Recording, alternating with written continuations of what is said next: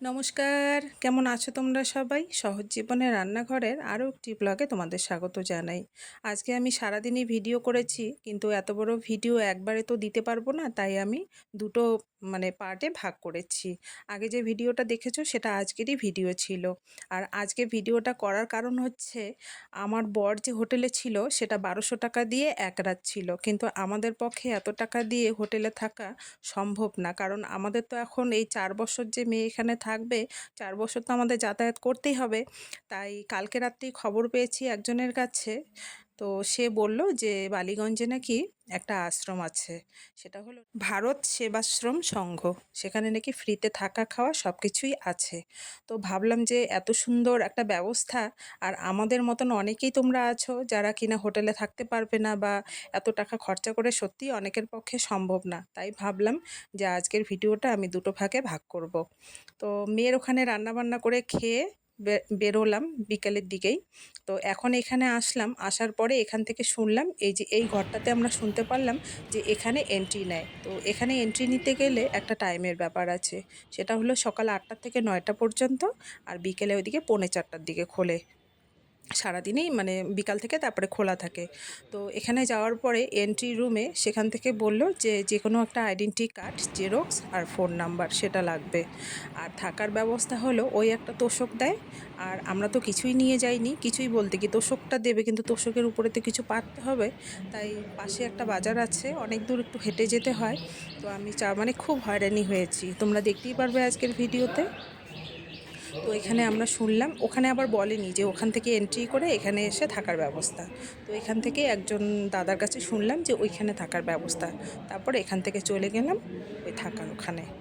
তো তোমরা যারা এই বালিগঞ্জের আশেপাশে আসবে আর হোটেলে থাকতে পারবে না, তাদের জন্যই আজকের আমার ভিডিওটা করা এবং এই ভিডিওর মাধ্যমে মেসেজটা দেওয়া।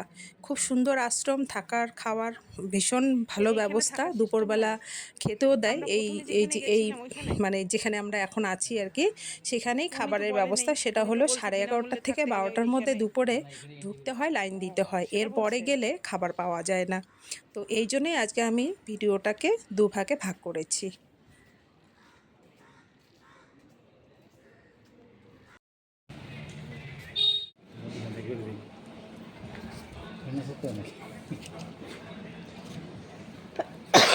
ফ্যান তো নাই গো উপরে।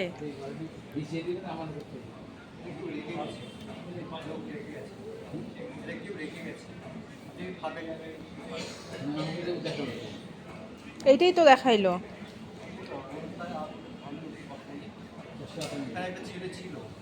এখানে আরও একটা বিষয় আছে জানো বন্ধুরা, কেউ যদি মনে করে যে প্রাথমিক চিকিৎসা এখানে করবে, সেটারও কিন্তু ব্যবস্থা আছে।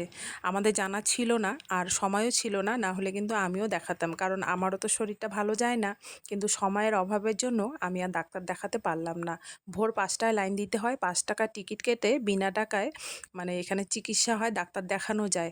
আর যদি কারোর বেশি ব্যাধি রোগ থাকে, টেস্ট ফেস্ট করার জন্য সেটা বাইরের থেকে করতে হয়। আর বাদবাকি ওষুধপত্র এমনি দেয় কি না সেটা আমার জানা নেই।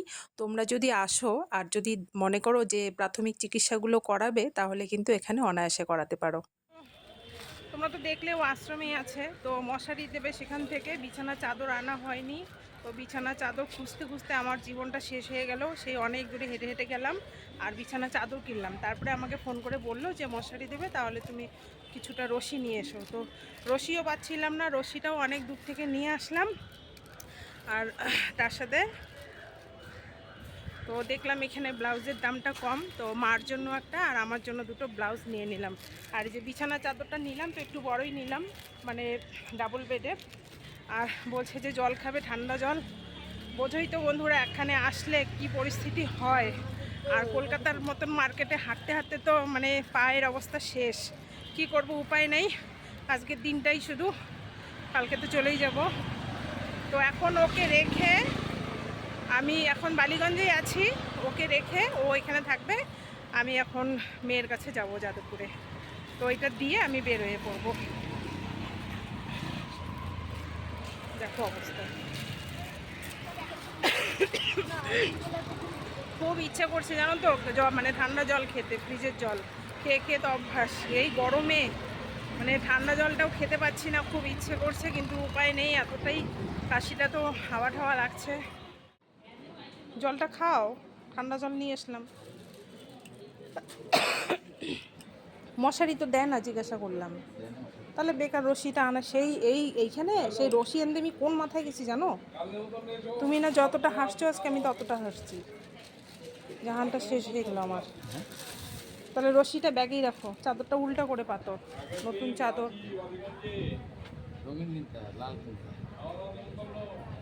লাল তো ছিলই, লাল নেই পাতো না একা।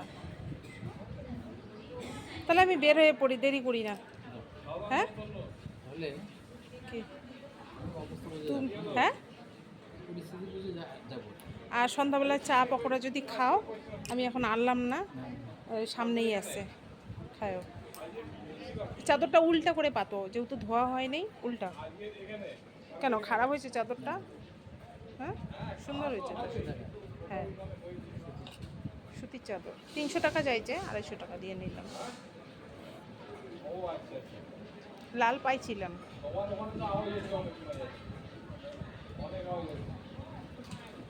সেই একদম মার্কেটের ভিতরে মাছের বাজার, সেখান থেকে নিয়ে আসি জানো।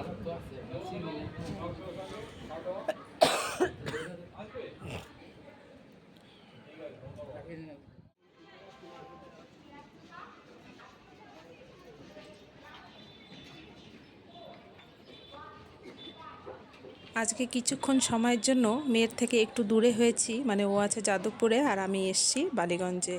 তো ভীষণ মন খারাপ হচ্ছে, কান্নাও পাচ্ছে জানো তো বন্ধুরা। মানে তাই ভাবছি যে কালকে ওকে রেখে কি করে আমি বাড়িতে যাব।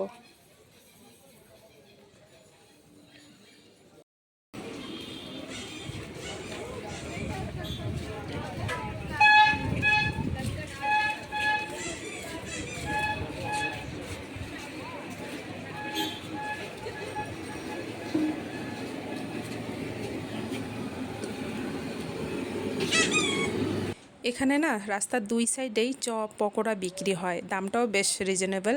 তো মেয়েকে বললাম তুই একটু মুড়ি মাখ, আমি পকোড়া নিয়ে আসছি, দুজনে বসে বসে চা মুড়ি খাবো। তো ভিডিওটা আজকে বন্ধুরা এখানেই আমি শেষ করছি। আমার ভিডিওগুলো যদি তোমাদের ভালো লাগে তাহলে অবশ্যই অবশ্যই একটা কমেন্ট করে জানিও। তো ভিডিওটা আজকে এখানেই শেষ করছি। সবাই তোমরা ভালো থেকো, সুস্থ থেকো, দেখা হচ্ছে পরবর্তী ভিডিওতে।